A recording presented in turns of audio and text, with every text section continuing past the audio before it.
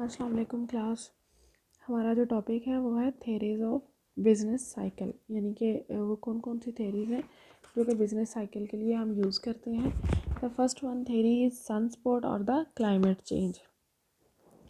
Professor Jevons और Henry ने ये थेरी पेश की थी। According to them trade cycle जो हैं ये किस वजह से अपीयर होते हैं, ये क्लाइमेट और वेदर में चेंज की वजह से अपीयर होते हैं।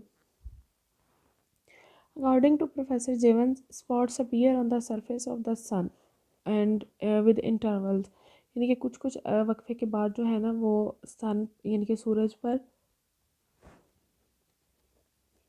कुछ स्पॉट्स अपीयर होते हैं। और ये क्यों अपीयर होते हैं?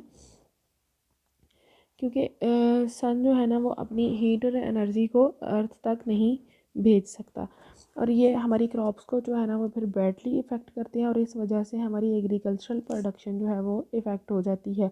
और क्योंकि इंडस्ट्रियल प्रोडक्शन का रॉ मटेरियल भी एग्रीकल्चर सेक्टर से जाता है, तो इसलिए इंडस्ट्रियल प्रोडक्शन भी इफ़ेक्ट होती है, और इस प्रोसेस के दौरान जो है ना वो रिसेशन स्टार्ट हो जाती है। और ग्रेजुअली क्या होता है, all economic sectors are involve by this recession, और तमाम इकोनॉमिक सेक्टर्स जो हैं वो रिसेशन के अंडर आ जाते हैं। आफ्टर सम टाइम ये स्पॉट जो है वो डिसअपियर होना शुरू हो जाते हैं, तो फिर एग्रीकल्चर सेक्टर जो है ना वो हमारा फ्लरिश होना शुरू हो जाता है। सिमिलरली इंडस्ट्रियल सेक्टर की प्रोडक्शन भी बेहतर हो जाती है, और इसलिए जो है ना वो ये रिसेशन और ट्रेड साइकिल जो है ना ये सारे चलते रहते हैं। According to Henry, rise and fall in rains during different years, कि बारिश में जो है ना वो तब्दीली आती है जब मुख्तलिफ सालों में, तो तब हमारी इंडस्ट्रियल और एग्रीकल्चर प्रोडक्शन जो है ना वो इफ़ेक्ट होती है। And in this way fluctuations appear in economic activities with and these fluctuations become the cause of the trade cycle. और इस वजह से ही जो है ना वो इकोनॉमिक एक्टिविटीज़ फ्लक्चुएट होती हैं, और इसी चीज़ को फिर ट्रेड साइकिल कहते हैं। इस थेरी पर क्रिटिसिज्म था कि according to this theory as spots appear on the surface of the sun with irregular intervals, so business activities also assume the shape of a phase. कि सूरज के ऊपर जो स्पॉट जो है ना वो रेगुलर इंटरवल में जो शो होते हैं, उसी चीज़ को बिज़नेस के फेजेस कहते हैं। तो लेकिन जो है ना बिज़नेस के फ़ेज़ हम ज़रूर कह सकते हैं, लेकिन यहाँ पर इन फेज़ को जो है ना वो as a trade cycle explain नहीं किया गया। और इस थेरी के according trade cycle occurs owing to climate change, अगर ट्रेड साइकिल जो हैं वो क्लाइमेट चेंज की वजह से आते हैं, तो फिर जो है ना ट्रेड साइकिल को क्लाइमेट चेंज के बगैर जो है ना वो अपीयर नहीं होना चाहिए। And the economic cause of the fluctuations in economic activities is totally ignored, और इन इकोनॉमिक एक्टिविटीज़ में जो इकोनॉमिक कॉज है उन्हें टोटली इग्नोर कर दिया गया है।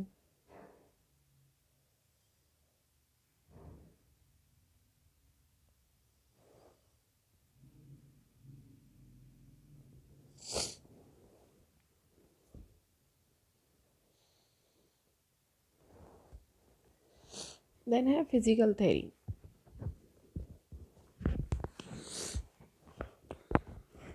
प्रोफेसर पिगो ने ये थेरी पेश की थी, एंड उनके अकॉर्डिंग क्या था कि some time business man become optimistic about their future business prospects and some times they become the pessimistic.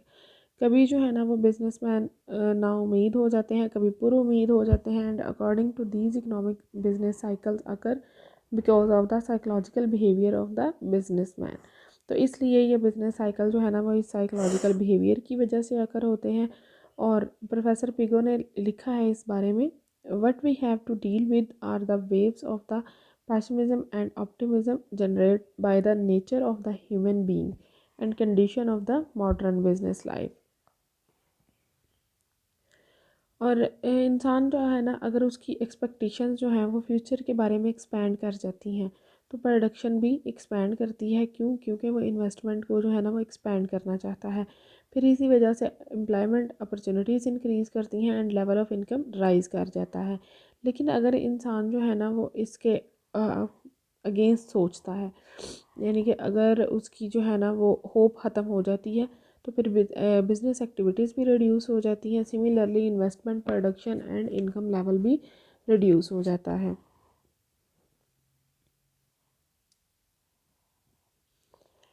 इस पर जो है ना वो क्रिटिसिज्म क्या था कि according to this theory the cause of the trade cycle is a change in the psychological condition of the businessman, but this change is not the sole cause of the trade cycle. ठीक है, इसमें जो है ना वो business cycle की वजह से चेंजेस ज़रूर आती हैं, लेकिन ये इसकी बेसिक काज नहीं है। There are many causes of the trade cycle.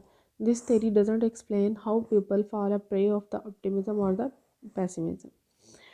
कि इंसान इस नाउमीदी और पुरुमीदी में क्यों फंसता है, इसकी कोई रीज़न जो है ना वो नहीं बताई गई।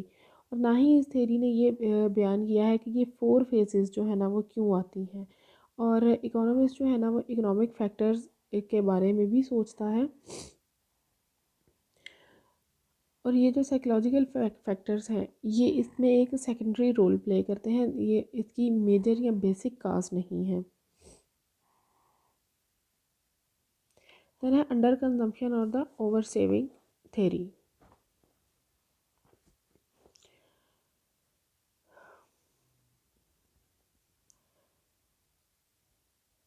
फॉस्टर और डगलस जैसे इकोनॉमिस्ट ने ये थेरी दी थी, एंड प्रोफेसर हॉबिन्सन ने जो है ना वो इसके बारे में सबसे पहले स्टेटमेंट दी थी कि हमारी इकोनॉमी जो है ना या हमारी सोसाइटी वो 2 क्लासेस में डिवाइड है, rich and the poor. Rich जो है उनकी परचेजिंग पावर बहुत ज़्यादा है, लेकिन पुअर जो है ना उनकी कंजप्शन काफ़ी लो है। और जो है वो फिर मनी भी सेव नहीं कर पाते इन्वेस्टमेंट के लिए।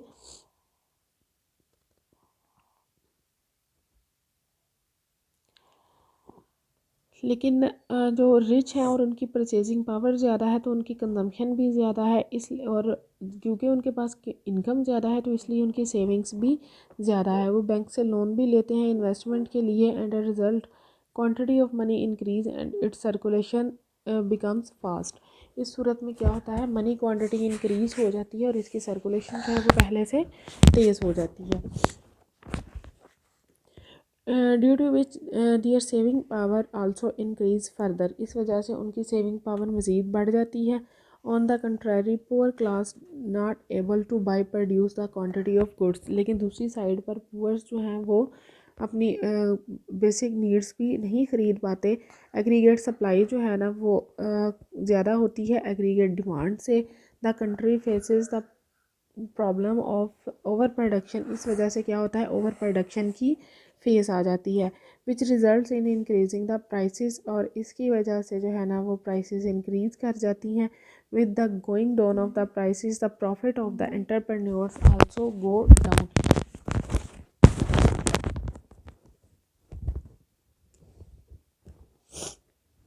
जब प्राइसेस कम होती हैं तो एंटरप्रेन्योर्स के प्रॉफिट जो है ना वो भी कम होना शुरू हो जाते हैं।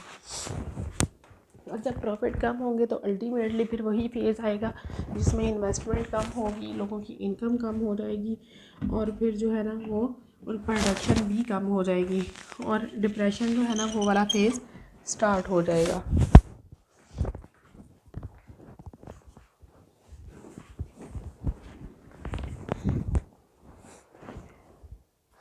According to Foster, the entrepreneurs provides income to factors according to the production.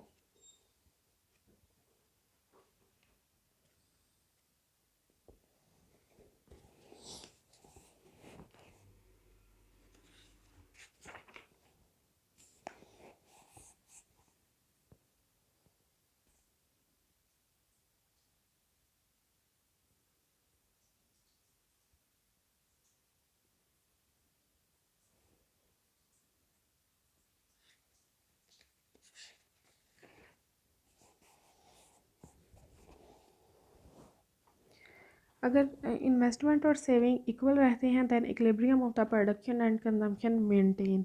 But अगर सेविंग इंक्रीज़ कर जाती हैं तो production of consumer goods will also increase. लेकिन अगर कंजम्पशन इंक्रीज़ कर जाती है तो prices will tend to fall. It will cause decrease in profits and discouragement of investment, and the phase of the depression start in the economy.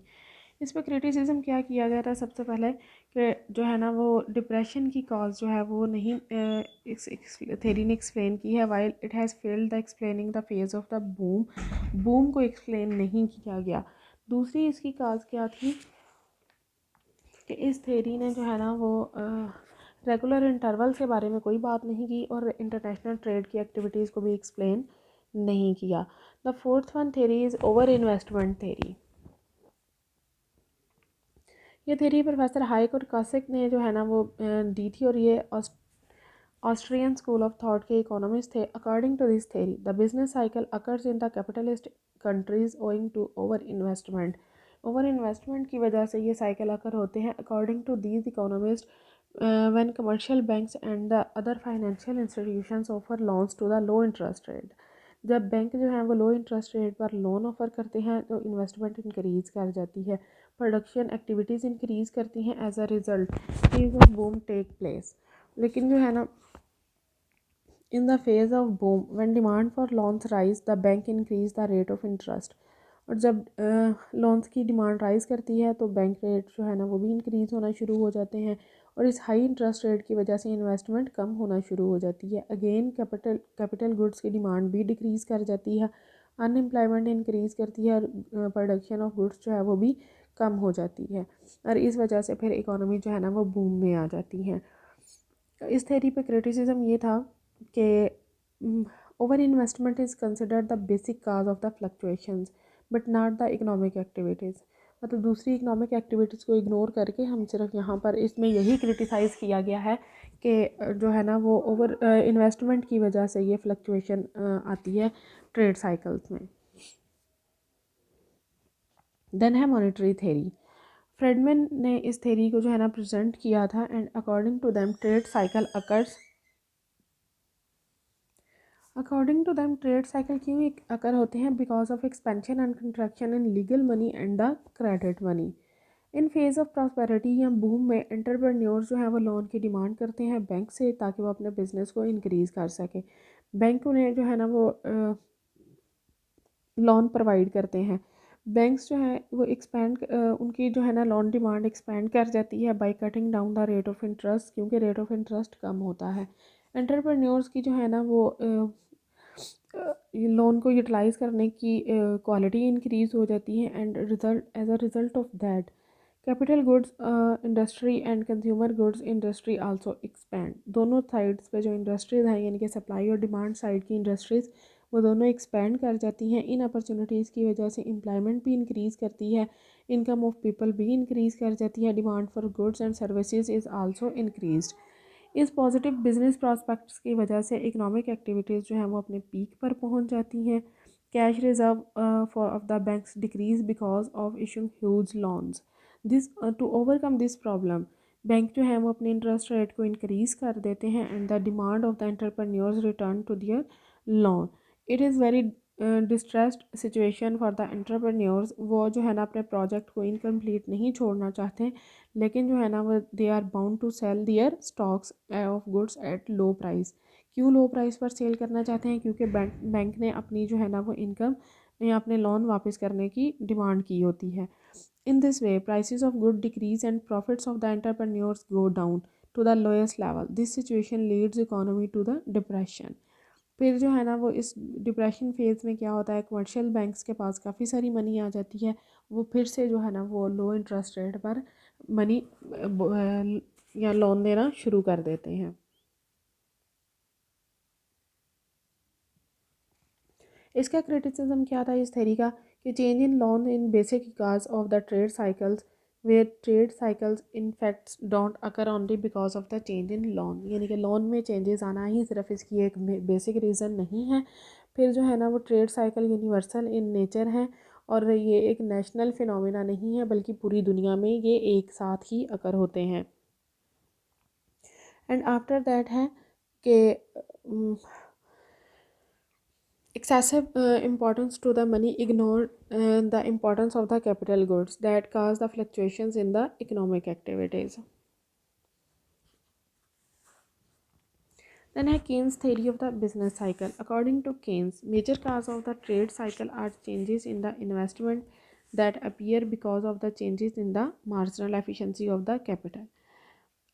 उसने Keynes के मुताबिक क्या है कि rate of interest and marginal efficiency of capital जो है ना, ये दोनों इन्वेस्टमेंट के लेवल को डिटरमिन करते हैं, और at a rate of interest don't change usually, so marginal efficiency of capital influence the investment mainly. According to Keynes, capital की जो मार्जिनल एफिशिएंसी है, मतलब ये कि एक्सपेक्टेड रेट ऑफ प्रॉफिट जो है इन्वेस्टमेंट का, वो इस चीज़ को ज़्यादा इफेक्ट करता है। दस the investors will invest more capital in the business in which the expected rate of profit will be higher than the rate of interest।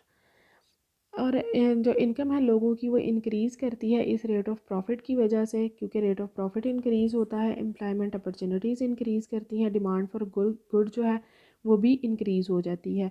This increase in demand for goods will encourage further investment and it will result in economic boom in the country.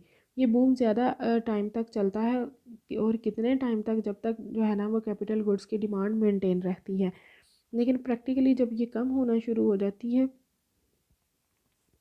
तो उसके बाद जो है ना वो ये after some time a limit come when there is no chance of further investment. The reason is that the prices of the capital goods increase due to increase their demand. Prices of raw material and wage increase while the prices of consumer goods decrease. Due to increase in their supply, it means cost of production increase but the revenue go down।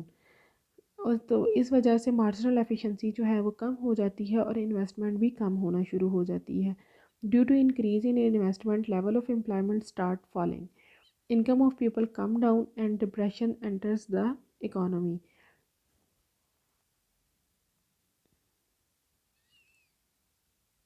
इस theory पे criticism ये था कि इसमें सिर्फ जो है ना वो बूम को और रिसेशन को ही एक्सप्लेन किया गया है, बाकी दोनों जो है ना वो साइकिल उसको एक्सप्लेन नहीं किया गया।